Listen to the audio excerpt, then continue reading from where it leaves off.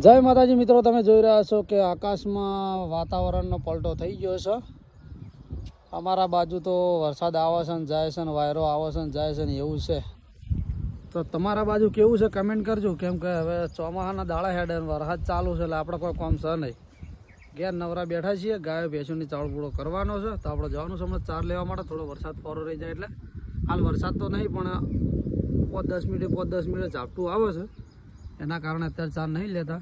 બાકી તમે શું હવારમાં નોકરી ધંધા પોણી કરો છો કમેન્ટ કરી નાખજો, તો સપોર્ટ કરો. બીજું તો શું કહેવું તમને કહો, લાઈક કરો અને ફોલો કરો. જય જવાન જય કિસાન. જુઓ આકાશનું નજારાનું જુઓ ખાલી તમે. આ છે આપણા એરંડા, હમણાં વાયા એરંડા થઈ ગયા છે.